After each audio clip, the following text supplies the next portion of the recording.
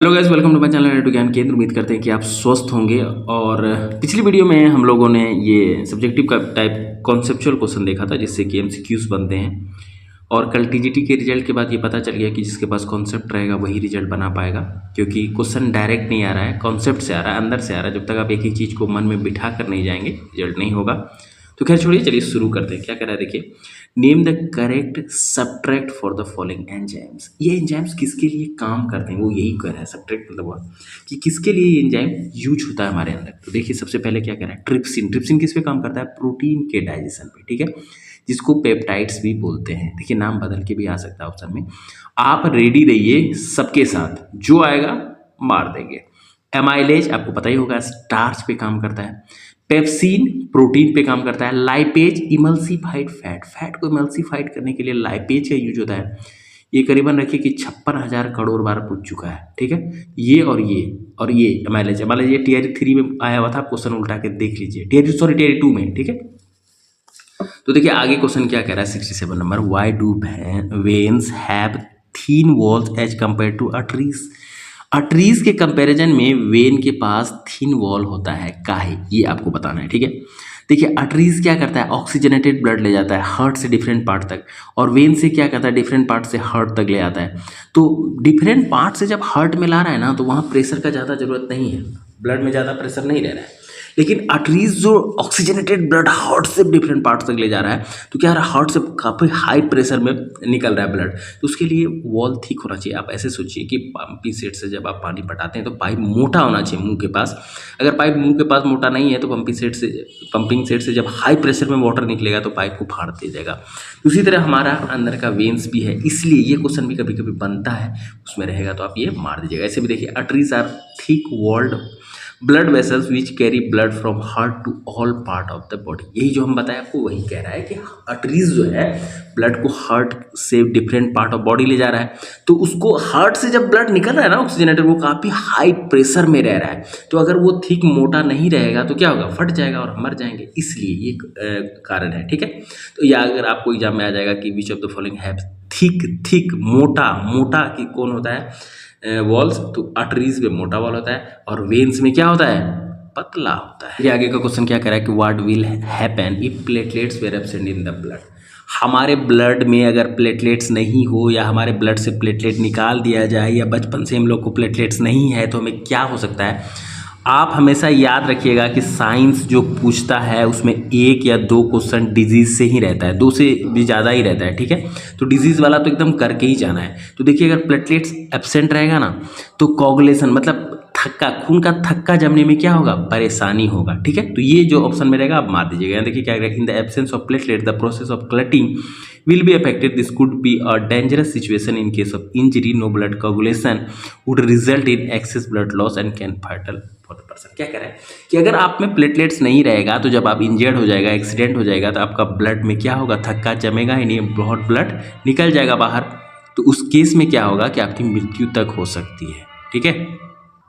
अब देखिए अगला क्वेश्चन कह रहा है कि plants have low energy needs as compare to animals. Explain. Plant को जो है एनिमल से कम एनर्जी चाहिए। क्यों कम चाहिए? क्योंकि हम लोग जितना आप ऐसे भी देखे होंगे कि आप जितना दौड़ते भागते हैं, जितना काम करता है जो आदमी, वो उतना ज़्यादा खाना कंज्यूम करता है।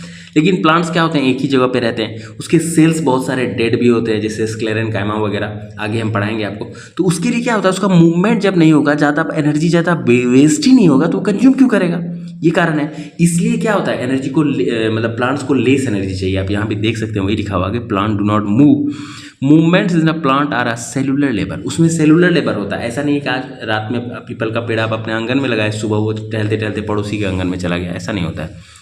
वो आप ही के आंगन में रहेगा, पर उसका जो मूवमेंट होता है ना, इंटर सेलुलर होता है, उसके अंदर में सेलुलर मूवमेंट होता है, ठीक है। In a large plant body there are many dead cells like sclerenchyma जो है डेड सेल्स है, वो भी पाया जाता है, which are not involve in cellular function but provide strength to the plant. Result it requires ledger. उसका जो डेड सेल्स है वो भी काम कर रहा है, लेकिन उसमें उसको एनर्जी नहीं लग रहा है, इसलिए वो क्या कर रहा है, लेस एनर्जी ले रहा है इज कंपेरिजन टू एनिमल। देखिए एक क्वेश्चन टीआर 2 में बना था, इसीलिए ये पूरा आपको नहीं पढ़ना है, बस ये अमीबा वाला उसका लगता है कि फेवरेट क्वेश्चन है कि न्यूट्रिशन इन अमीबा पूछ देता है कभी कभी। तो आप हमेशा याद रखिएगा कि अमीबा में जो फूड डाइजेशन होता है ना, कहाँ होता है, वैक्यूल में होता है, ठीक है, इनसाइड द फूड वैक्यूल। ठीक है, फूड वैक्यूल के अंदर होता है। अमीबा में कहाँ पे होता है? फूड वैक्यूल में। अमीबा में कहाँ होता है? फूड वैक्यूल में। आप इस तरह से इसको 25 बार लिख के याद कर लीजिएगा, ठीक है, ज़्यादा लिखने का जरूरत नहीं कहाँ पे क्या होगा, लेकिन ये फूड वैक्यूल में ही अपना खाना डाइजेस्ट करता है अमीबा। देखिए क्वेश्चन हर बार टीआरई में एलिमेंट्री कैनल से रहता है, इसलिए मैं आपको ये करवा दे रहा हूँ। आप इसको अच्छे से देख लेंगे तो आराम से क्वेश्चन बन जाएगा। देखिए एलिमेंट्री कैनल ऑफ मैन, आदमी का एलिमेंट्री कैनल जो होता है वो माउथ टू एनस होता है। और कई बार तो इसको ये देखिए माउथ टू एनस, ये याद रखिएगा, फ्रॉम कहाँ से कहाँ, तो माउथ टू एनस, ये भी आ सकता है क्वेश्चन में।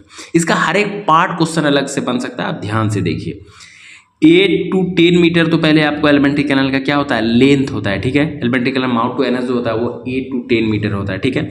अब देखिए माउथ से ही हमारा डाइजेशन शुरू हो जाता है। किसका डाइजेशन शुरू होता है माउथ से? भैया स्टार्च का, कार्बोहाइड्रेट का, ठीक है। It is the oral cavity through which food is injected. Injected मतलब ये ओरल कैविटी है, खाली स्पेस है जहाँ पे हम लोग फूड को इंजेक्ट करते हैं, लेते हैं, पहले मुँह ही में न लेते हैं, आँख में थोड़ी लेते हैं। इट कंटेन्स टीथ, ये सब इंपॉर्टेंट नहीं है। फेरेनिक्स, देखिए फेरेनिक्स क्या है? Oral cavity open into the pharynx, the swallowing mechanism guides the masticated food through the pharynx into the tube called oesophagus। Pharynx क्या होता है? आप कह सकते हैं कि इंट्रीगेट होता है, इसके बाद जो है खाना ओसियोफेगस में चल जाता है। एक पाइप जैसा रहता है जो पेट को कहाँ पहुँचाता है, खाना को कहाँ पहुँचाता है? पेट तक पहुँचाता है। कई बार पूछता है कि पेट तक खाना पहुँचाने वाले पाइप का नाम क्या है, तो ओसियोफेगस है। और आप याद रखिएगा ये भी क्वेश्चन टीआरई 2 में आ गया है कि किस मूवमेंट के द्वारा फूड, टीआरई 2 या 3 में है, 3 में शायद है आया था, कि मुंह से पेट में जो खाना जाता है वो किस मूवमेंट के, तो पेरिस्टेलेसिस मूवमेंट के द्वारा जाता है। किस मूवमेंट से जाता है? पेरिस्टेलेसिस। अब देखिए ओसियोफेगस क्या है? It is a muscular tubular part of alimentary canal, the muscular movement called peris, क्या बोले थे आपको? Muscular tubular part of the alimentary canal है, मतलब ऐसे ये जैसे पाइप जैसा बना हुआ है, इसके द्वारा खाना अंदर जाता है। और जो muscular movement called peristalsis carries the food down to the stomach. Peristalsis movement के द्वारा ही खाना क्या होता है? पेट में जाता है, मुंह से पेट में जो जाता है वो पेरिस्टेलेसिस मूवमेंट के द्वारा जाता है, ये याद रखिएगा। एक बार क्वेश्चन आया था कि विच बीपीएससी में शायद किसी एग्जाम में आया था कि पेट का जो स्टमक जो हमारा है ना वो किस शेप का है? वो जे शेप का है, जे शेप का, ठीक है। शायद इसी वाला बीपीएससी में था, हम देख रहे थे प्रीवियस ईयर क्वेश्चन में। उसमें क्या कह रहा है कि stomach, it is a J shaped sac like muscular structure. Sac मतलब बोरा जैसा स्ट्रक्चर है हमारा पेट, that serves as the store house of the food. के ऊपर पूछता है कि store house of the food किसको कहा जाता है, तो स्टमक को कहा जाता है। यहाँ पे क्या होता है? खाना जाके स्टोर हो जाता है।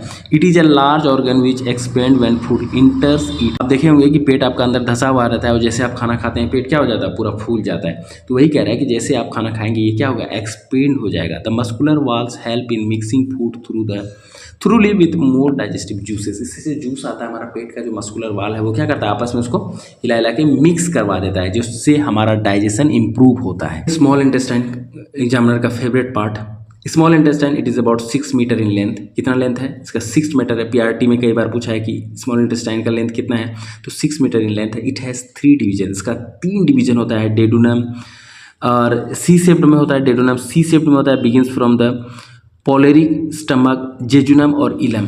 याद रखिएगा कि कई बार ऐसा भी क्वेश्चन अगर वो टफ करना चाहेगा तो दे देगा कि duodenum is the part of, jejunum is a part of, ileum is a part of. तो डेडुनम, जेजुनम और इलम जो है वो किसका पार्ट है? स्मॉल इंटेस्टाइन का पार्ट है, पहला बात।